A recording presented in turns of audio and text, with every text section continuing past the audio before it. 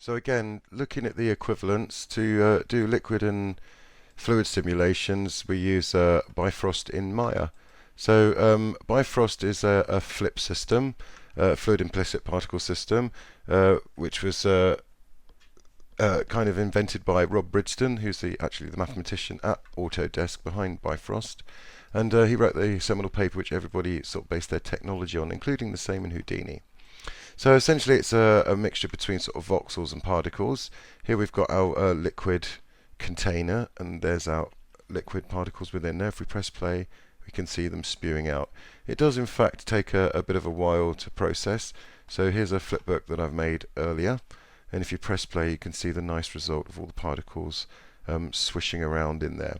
And it's quite a nice directable system. You select your geometry, you tell Bifrost it's a collider, and it collides with it.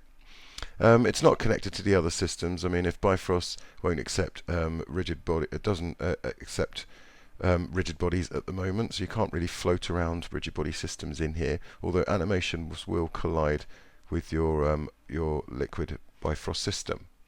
So in Houdini, we have flip, which they call it flip particles, which is the same technology essentially. Again, it's a bunch of particles. If you press play, and they shoot out, it's a mixture between voxels and particles. So in Houdini, though, again, it's in the same context, the DOP context. So we have our geometry up here, our geometry objects, which get passed through into the DOPS context. Let's have a look inside.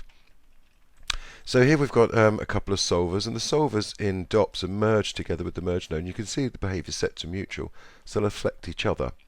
Our static objects are on the left here, including the tank and the box, and our flip objects are on the right here. And we can plug in other solvers like cloth and fluid and smoke, and they'll all interact with each other. In fact, if we plug in a rigid body solver, all the rigid body objects will react with the liquid as much as the liquid will react with the rigid bodies. So we can just plug the everything into the one system, unlike Maya's different modular systems.